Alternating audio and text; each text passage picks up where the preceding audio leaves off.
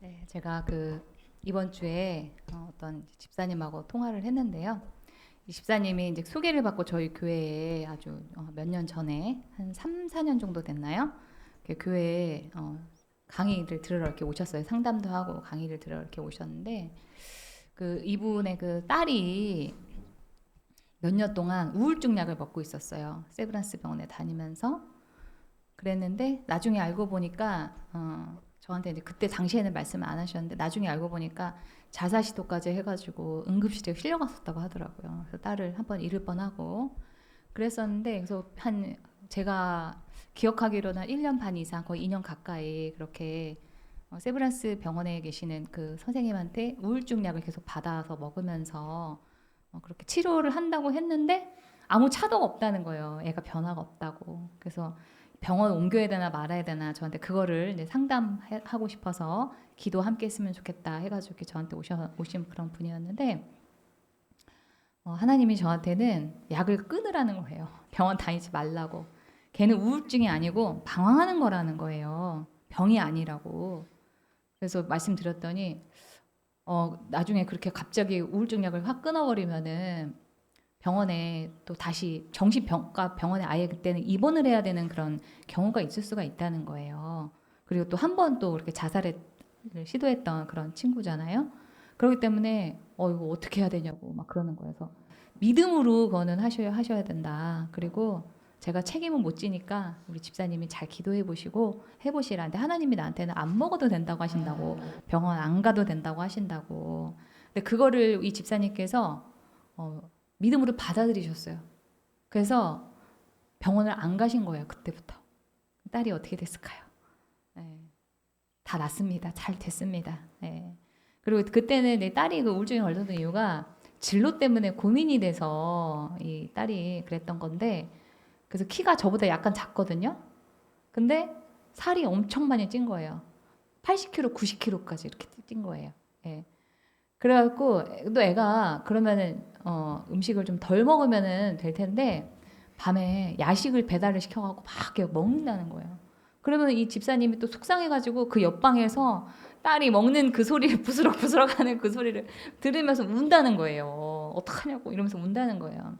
그래서 제가 이 집사님한테 딸은 그냥 딸대로 먹지 말라 그러면 더 스트레스 받잖아요. 그러니까 그럼 더 먹으니까 먹어라 마라 이런 얘기 하지 마시고 너는 먹어라 나는 기도한다 이렇게 하셔야 된다고. 그 딸이 방에서 먹고 있거나 이렇게 배달시켜서 먹으면 나는 그때 기도한다 이런 정신으로 가셔야 된다.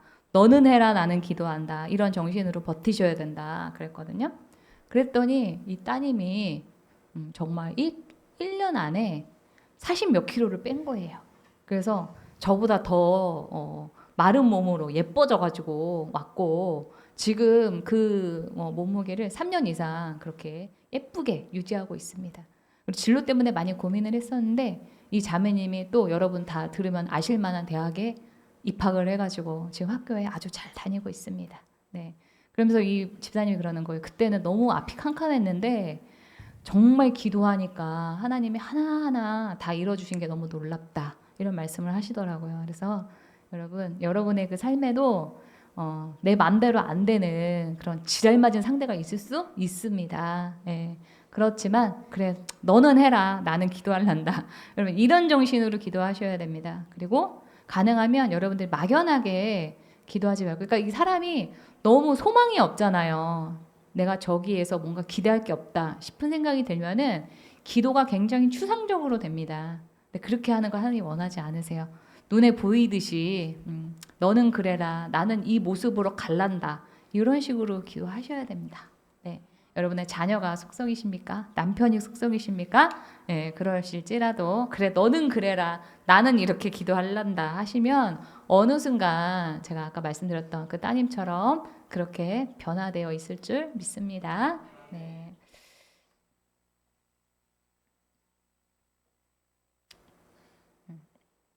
네, 지난 시간에 우리 에베소서 5장 18절에 술 취하지 말라 하는 말씀과 함께 잠언 23장의 말씀을 다루면서 31절에서 술을 보지도 말라, 쳐다보지도 말라라고 했기 때문에 술은 마시면 안 된다 하는 내용을 다루었습니다.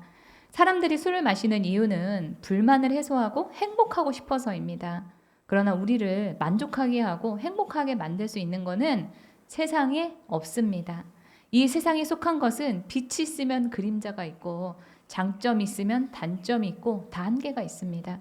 우리에게는 술이 줄 수 있는 것과는 비교할 수 없는 그런 힘과 기쁨을 우리에게 공급해 주시는 누가 계시죠? 살아계신 하나님이 계십니다. 우리 시편 18편 2절의 말씀을 다 함께 큰 소리로 읽어보겠습니다. 시작. 여호와는 나의 반석이시요 나의 요새시요 나를 건지시는 이시요 나의 하나님이시요 내가 그 안에 피할 나의 바위시요 나의 방패시요 나의 구원의 뿌리시요 나의 산성이시로다. 제가 여러분들한테 이렇게 계속 좀 크게 읽자 이렇게 말씀드리는 이유는 사실은 우리가 성경을 암송하면 제일 좋습니다. 근데 우리가 14세 이전에는 암송이 가능한데 14세 이후에는 암송이 좀 힘들잖아요. 그래서 여러분들한테 가능하면 입으로 크게 소리내서 읽음으로써 여러분의 그 삶 가운데서 어려울 때 생각나셨으면 해가지고 제가 이렇게 소리를 내서 읽어보시라 하는 겁니다. 여러분이 힘드실 때 언제 여러분의 삶에 툭 하고 튀어나와서 아 맞다 그랬지 이렇게 할지 모릅니다. 제가 어릴 때 어린이 그런 교회 학교 이런 데서 뭘 배웠냐면은 성령님은 보혜사, 돕는 분 이렇게 제가 배운 거예요. 그래가지고 제가 어느 날 기도를 그렇게 열심히 했는데도 기도에 응답을 못 받은 날이 있었어요. 근데 어느 순간 그게 저한테 탁 튀어나와가지고 아 성령님은 보혜사고 돕는 분이지. 그래서 제가 성령님 도와주세요. 내가 어떻게 하면 하나님한테 응답을 받을 수 있을까요? 라고 여쭤봤어요. 그랬더니 3일 금식 기도를 해도 응답이 오지 않던 것이 성령님께서 이렇게 하면 응답 주실 거야 라고 말씀해 주시는 거예요. 그래서 제가 그대로 했더니 정말 딱 1시간 있다가 하나님이 기도의 응답을 폭포수처럼 내려주셨습니다. 그래서 여러분들이 그래서 제가 내가 그래도 어린이 성경학교 이런 거를 헛되이 다닌 게 아니구나. 그거 하나는 그래도 건졌구나. 그런 생각이 들었습니다. 그래서 여러분들도 제가 여러분들한테 크게 말씀을 읽으시라 이런 말씀 드릴 때 이 말씀이 언제 내 인생에 튀어나와서 나를 도와줄지 모른다. 이런 정신으로 크게 읽으시기 바랍니다. 네, 우리 주님께서 주시는 기쁨은 세상이 주는 것과 비교할 수 없이 크다라고 성경에서 말하고 있습니다. 우리 시편 4편과 119편의 이 두 가지 말씀 다 함께 큰 소리로 읽어보겠습니다. 시작. 주님께서 내 마음에 안겨주신 기쁨은 햇 곡식과 새 포도주가 풍성할 때 누리는 기쁨보다 큽니다. 네, 여기까지. 아직 안 하시는 분이 있어요. 입이 열어져야 되는데 안 하시는 분이 계십니다. 우리 큰 소리로 119편 14절 다 함께 읽어보겠습니다. 시작. 주님의 교훈을 따르는 이 기쁨은 큰 재산을 가지는 것보다 더 큽니다. 예, 그래서 세상에서 힘든 일을 술이 아니면 어디에다 푸냐 하고라고 하시는 분은 주님이 주시는 그 기쁨과 만족을 아직 잘 모르시기 때문에 그렇습니다. 우리는 예수님께서 우리 안에 이미 기쁨을 주셨습니다. 그래서 그 기쁨을 소유한 사람은 다른 것으로 시간을 허비하면서 스스로를 위로하고 행복하게 하려고 하지 않고 기쁨은 오직 누구에게서만 찾는다고요? 주님에게서만 찾으십니다. 이 모세가 이스라엘 백성들에게 설교할 때 신명기 8장 3절에서 이런 말을 합니다. 주님께서 당신들을 낮추시고 굶기시다가 당신들도 알지 못하고 당신들의 조상도 알지 못하는 만나를 먹이셨는데 이것은 사람이 먹는 것으로만 사는 것이 아니라 주님의 입에서 나오는 모든 말씀으로 산다는 것을 당신들에게 알려주시려는 것이었습니다. 우리가 인생을 살다 보면 광야를 헤매는 것 같은 그러한 시간이 있습니다. 낮아지고 줄이기도 하고 내 입맛에 맞지 않고 매일 먹어서 지겨운 만나만을 먹어야 하는 그런 날도 있습니다. 그러나 그 광야에서의 시간은 사람이 떡으로만, 즉 이 세상의 것, 이 세상의 힘을 목적으로 사는 것이 아니라 하나님을 소망하며 하나님의 뜻을 이해하며 그 뜻을 따라 사는 것이 진짜 행복이다라고 하는 것을 배우는 시간입니다. 또 그 시간에 하나님이 우리로 하여금 통과하게 하시는 이유는 우리로 더 잘되게 하기 위해서다라고 성경은 말하고 있습니다. 신명기 8장 16절입니다. 광야에서는 당신들의 조상도 알지 못하던 만나를 당신들에게 먹이셨습니다. 이것이 다 당신들을 단련시키고 시험하셔서 나중에 당신들이 잘 되게 하시려는 것이었습니다. 그래서 하나님은 당신의 자녀인 우리를 훈련시키기 위해서 때로는 광야의 그 삶 속으로 우리를 몰아넣으십니다. 그때의 힘듦을 술로 푸는 그런 분들은 시간을 허비하는 사람입니다. 하나님의 뜻은 무엇인가? 내가 지금 하나님 앞에서 할 수 있는 최선이 무엇인가를 하기도 바쁜 그러한 시간에 술을 마시는 사람은 뭘 잘 모르는 사람입니다. 우리는 이 세상살이에서 힘듦을 술로 푸는 것이 아니라 성령 충만으로 살아내야 합니다. 그래서 오늘 본문 18절에서 술 취하지 말라 이는 방탕한 것이니 오직 성령으로 충만함을 받으라 라고 합니다. 바울이 술 취하지 말라, 시간을 방탕하게 허비하지 말라 라고 소극적인 절제의 권고에서만 그치는 것이 아니라 적극적으로 성령 충만을 받아라 라고 하는 권고를 함께 하고 있습니다. 18절에서 성령 충만과 술 취함이 대조된 것은 술 취함과 성령 충만함 사이에 유사점이 있기 때문입니다. 첫 번째 유사점은 평소와는 다른 모습이 우리에게서 나타나게 된다라고 하는 겁니다. 인격이 달라지는데 그 격의 품격은 다릅니다. 술 먹으면은 짐승이 되지만 성령 충만하면 우리의 성품이 하나님을 닮은 거룩한 성품으로 변하게 됩니다.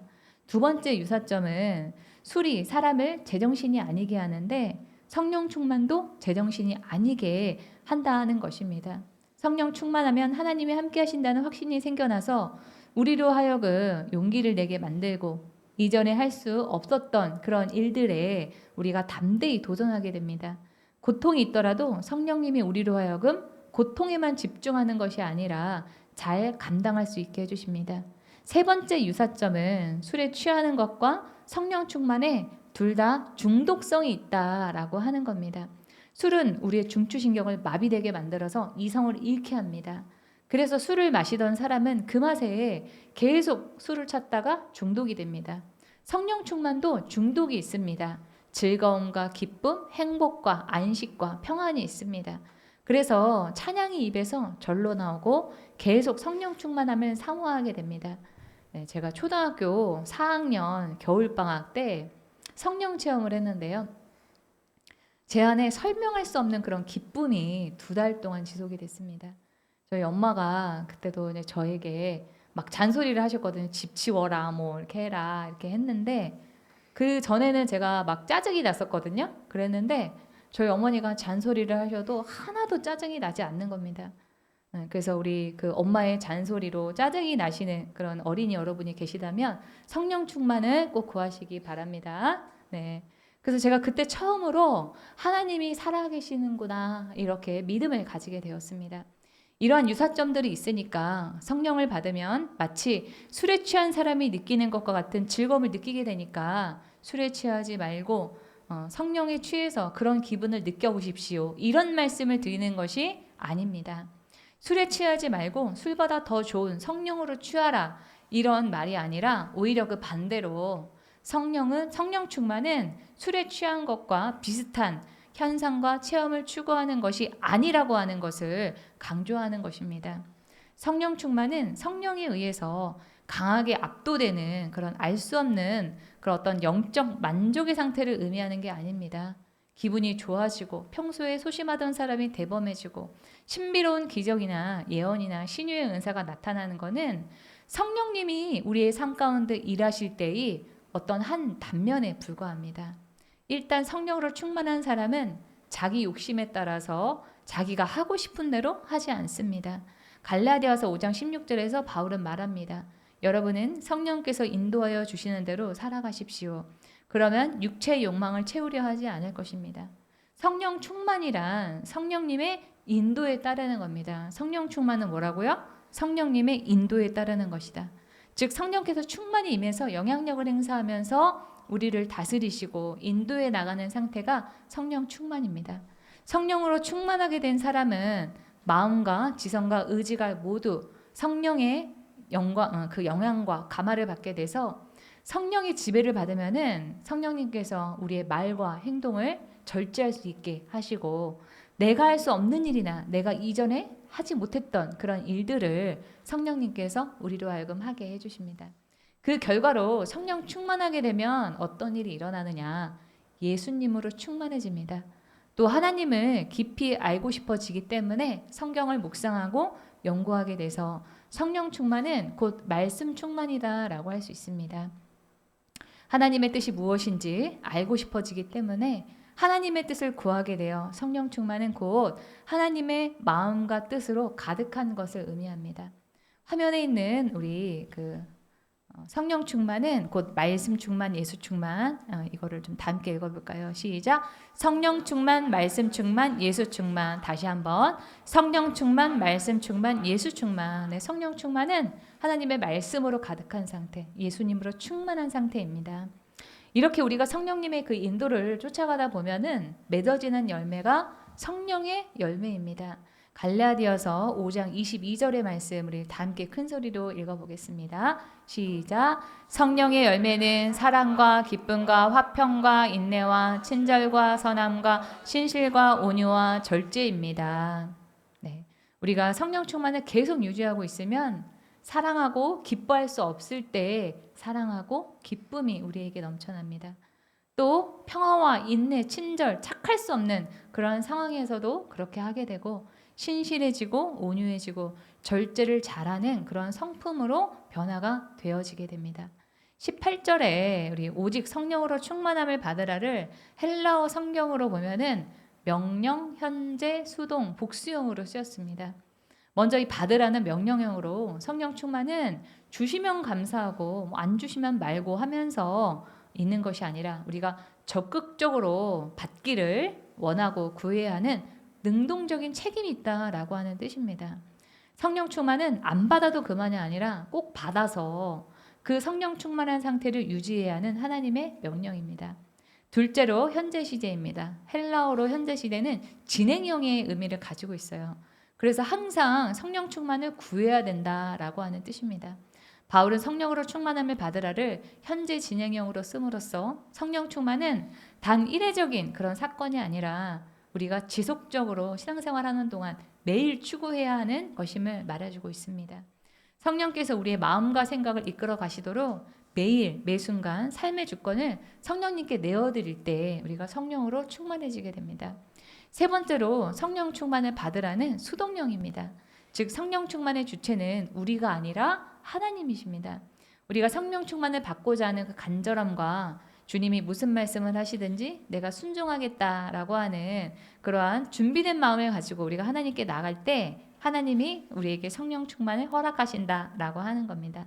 네 번째로 성령으로 충만함을 받으라는 복수형으로 쓰였기 때문에 성령 충만은 나만 혼자서 받는 것이 아닙니다.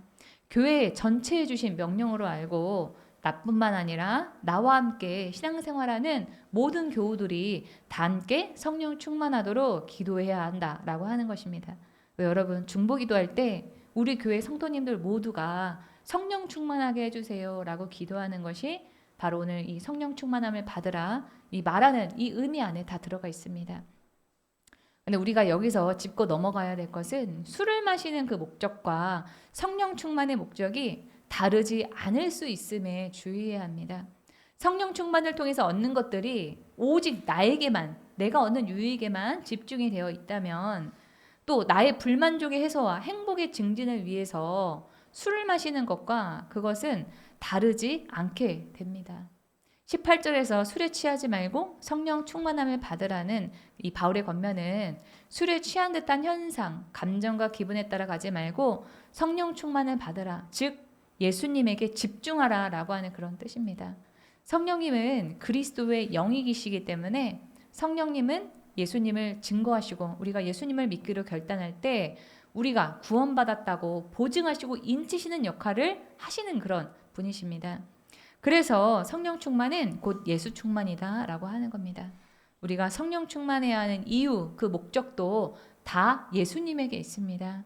예배 중에 감정이 고조되고 눈물이 흐르고 환호성을 지르고 전율이 흐르는 그런 신기한 체험을 한다고 해도 예수 그리스도의 주되심을 높이고 예수님이 이루신 그 십자가 구원의 은혜에 대한 인정과 감사가 우리 안에 없다면 그것은 성령님께서 역사하신 일이 아닙니다.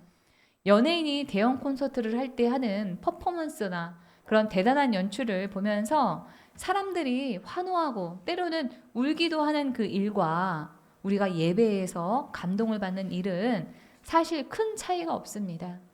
우리의 예배가 콘서트냐 예배가 되느냐 그 차이는 예수님이 그 자리의 중심에 계시느냐 아니냐에 있습니다.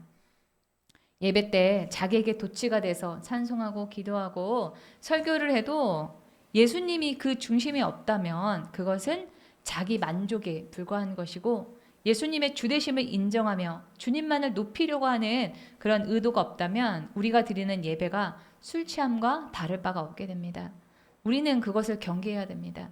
예배를 통해서 기대하는 것이 우리가 예수님을 만나서 우리를 향한 그분의 뜻을 알고 주님을 존귀하게 함이 아니라 자기 만족에 있을 때, 예배가 나의 만족에 있을 때, 나에게 은혜 받는 거에만 집중이 되어 있을 때 그것은 술의 취함과 다르지 않습니다.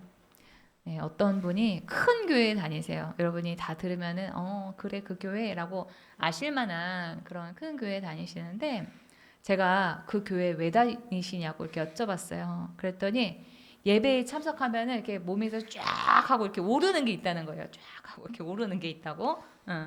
그 나중에 좀 시간이 좀 더 지나서 제가 그분을 만났는데 교회에서 집사 직분을 받으라고 하는데도 받지 않고 구역 모임이나 뭐 이렇게 셀 모임 같은 게 있잖아요. 거기에도 안 나간다고 하셨습니다.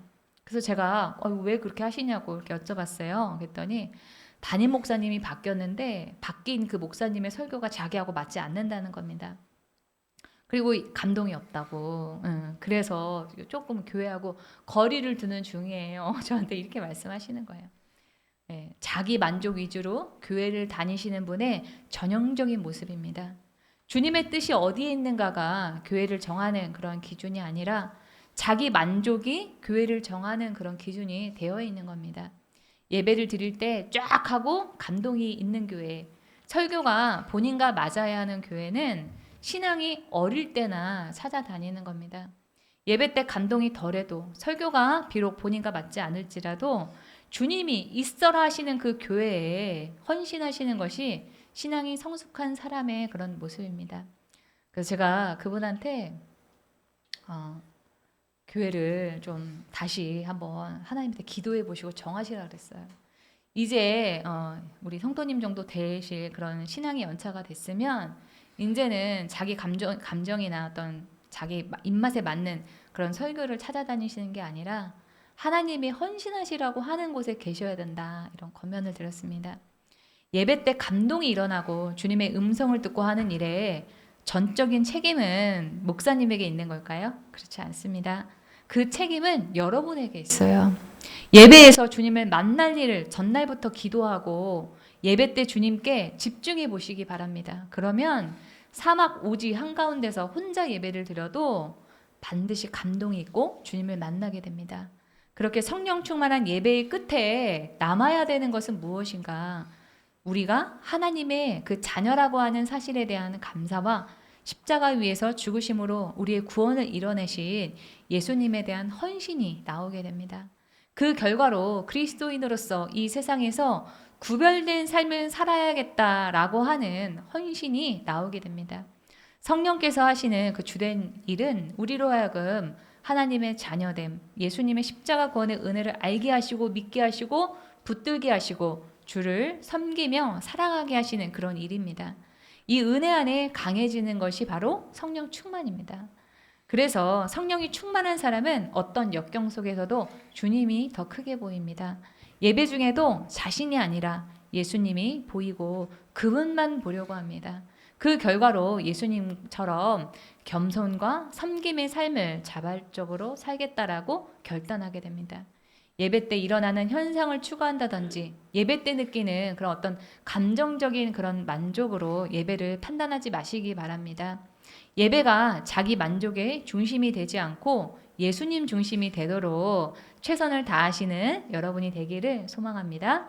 네, 오늘 본문에서 바울은 성령 충만한 삶을 신비적인 체험이 아니라 일상의 구체적인 모습 세 가지로 소개하고 있습니다. 곧 찬양과 감사와 섬김입니다. 성령 충만한 사람은 찬양하고 감사하고 섬기게 됩니다.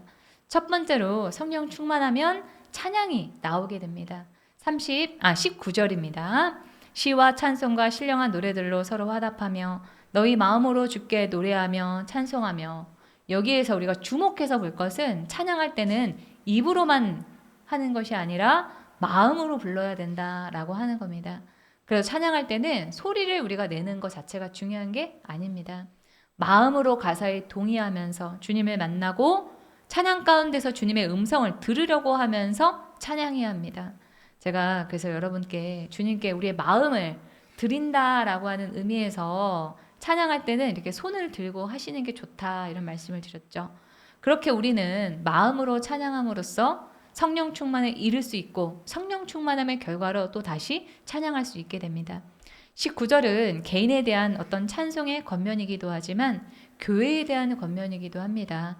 이 19절에 나오는 시와 찬송과 신령한 노래들이라고 하는 이 표현은 초대교회에서 사람들이 함께 예배드리면서 찬양하는 그런 광경에 대한 묘사입니다. 바울 당시에 교회 공동체의 그 식구들이 예배 때 했던 일이 시와 찬송과 신령한 노래들이었습니다. 이것을 화답하라, 즉 서로 주고받아라 라고 하는 것은 사람들과 함께 예배 공동체를 세우라 라고 하는 그런 뜻입니다. 우리의 신앙은 절대로 혼자서 하는 것이 아닙니다. 우리가 그리스도인으로 산다는 것은 교회를 이루라고 부르심을 받았다라고 하는 뜻이기도 합니다. 그래서 성령 충만한 사람은 혼자서만 예배를 드리는 것이 아니라 공동체에 들어가든지 공동체를 만들든지 해서 사람들과 함께 찬양합니다. 두 번째로 성령 충만한 사람은 20절에서 범사에 우리 주 예수 그리스도의 이름으로 항상 아버지 하나님께 감사하며 라고 합니다. 범사에 감사하되 우리 주 예수 그리스도의 이름으로 감사하게 됩니다. 범사에 감사한다는 것은 기쁘고 즐거울 때는 물론이고 시련과 고통이 있을 때도 감사한다는 뜻입니다. 우리가 시련과 고통이 있을 때도 감사할 수 있는 이유는 이 땅에서의 삶이 전부가 아니고 예수님이 하신 그 일이 우리에게 소망을 주기 때문입니다. 죽으면 천국에 간다는 그런 단순한 의미가 아니라 예수님이 죽으시고 사흘 만에 부활하신 그 사건은 우리의 죄를 용서하셔서 우리를 하나님의 양자와 상속자로 새롭게 창조하신 그러한 사건인 동시에 새로운 통치를 시작하신 그러한 일입니다. 제가 얼마 전에 우리 그 어린이들하고 같이 이렇게 있으면서 택시를 탔어요. 제가 우리 자매님 한 분에게 시험을 보고 이제 시험 공부를 할 때는 하나님한테 기도하면서 해. 그럼 하나님이 너의 시험을 잘 보게 도와주실 거야. 제가 이런 얘기를 했거든요. 근데 옆에 택시 그 운전하시는 분이 피식하고 이렇게 웃으시는 거예요. 그랬는데 나중에 이렇게 내릴 때 보니까 저하고 같은 아파트 단지에 사시는 분이었던 거예요. 여기 사세요? 이러는 거예요. 나도 여기 산다고. 125 어디 산다고 이러는 거예요. 그래서 제가 그분 핸드폰을 저장을 해놨거든요. 나중에 카톡에 사진이 이렇게 뜨잖아요. 누가 이렇게 새로 등록한 사람이 이렇게 뜨는데 보니까 이분이 크리스찬이더라고요. 보니까 뭐라고 써놨냐면 그 카톡 그 대문에다가 뭐라고 써놨냐면 나는 하나님의 양자 이렇게 하나님 아버지의 양자 이렇게 써놓은 거예요. 양 아니고 양자 하나님 아버지의 양자 이렇게 써놓은 거예요. 그렇습니다. 그 예수님이 십자가 사건으로 그 일을 이루셨어요. 성령 충만해지면 성령님께서 우리에게 새로운 그 구원을 이루신 그 하나님과 또 새 창조 구원 사역의 그 중심이신 예수 그리스도를 우리에게 깨닫게 해주시기 때문에 어떠한 상황과 환경에서도 20절과 같이 우리 주 예수 그리스도의 이름으로 아버지 하나님께 감사하게 됩니다. 제가 한 16년 전에 큰 고통 가운데에서 기도하다가 예수님을 만났습니다. 괴로워 죽을 결심을 하다가 예수님을 만났는데 예수님이 나를 위해서 희생하며 죽으신 그 사실이 깨달아지고 예수님이 부활하신 것과 같이 나도 부활을 하겠구나. 그것이 믿어지게 되면서 제가 다시 소망을 가지고 살게 되었습니다. 그게 다 성령님께서 저에게 하신 일입니다. 이 세상에는 낙심되는 일이 많고 소망이 보이지 않을 때가 있습니다. 그럴 때 여러분들이 예수님과 그 예수님의 부활, 예수님이 하신 그런 일들을 묵상하시기 바랍니다. 그러면 예수님이 보이고 예수님을 만나게 되면 다시 소망을 가지고 하나님께 감사하게 됩니다. 오늘 말씀 20절처럼 말이죠. 네, 세 번째로 성령 충만한 사람은 섬김이 쉬워지게 됩니다. 21절입니다. 그리스도를 경외함으로 피차 복종하라. 네, 우리 다 함께 큰 소리로 읽어볼까요? 시작. 그리스도를 경외함으로 피차 복종하라. 네, 피차 복종하라는 서로 종이 되어서 섬기라라고 하는 뜻으로 예수님께서 가르치시고 실천하신 명령입니다. 성경에서 이 복종의 의미는 누군가가 위에 있으면서 지배를 하고 또 누군가는 아래에서 어떤 지배나 착취를 받는다라고 하는 그런 의미가 아니라 겸손과 섬김을 의미합니다. 뭘 의미한다고요? 겸손과 섬김. 네, 겸손과 섬김은 예수 그리스도에 대한 경외감이 있을 때 가능하기에 바울은 21절에서 그리스도를 경외함으로 피차 복종하라 라고 하는 겁니다. 우리가 성령으로 충만하게 되면 예수님으로 충만하게 되고 예수님이 이 세상에서 겸손과 섬김의 삶을 살았으니 나도 그 삶을 따라간다 하게 됩니다. 그래서 결과적으로 성령 충만하면 섬김이 어려운 것이 아니라 하기 싫은 것이 아니라 겸손과 섬김이 쉬워지게 됩니다. 오늘 본문 에베소서 5장 18에서 21절의 말씀을 통해서 바울은 성령으로 충만한 그러한 삶의 결과는 예수 그리스도를 중심으로 예배하고 예배 공동체를 세우고 감사하며 이웃을 섬기는 것이다 라고 합니다. 여러분은 어떠십니까? 찬양과 감사가 나오고 예배 공동체 안에서 여러분 즐거우십니까? 또 여러분들이 섬기는 것이 저절로 되어 계십니까? 네. 그렇지 않다면 여러분들이 하실 일은 성령 충만을 구하는 그런 일입니다. 성령으로 충만할 때 우리의 삶에서 자연스럽게 그리스도 중심적인 그런 예배와 감사와 섬김이 나타나게 됩니다. 우리 각자가 그리고 우리 공동체 안에 이러한 성령으로 충만한 삶이 나타나기를 주님의 이름으로 소망합니다. 네, 우리 하나님의 음성을 들으면서 다 함께 말씀을 마치겠습니다.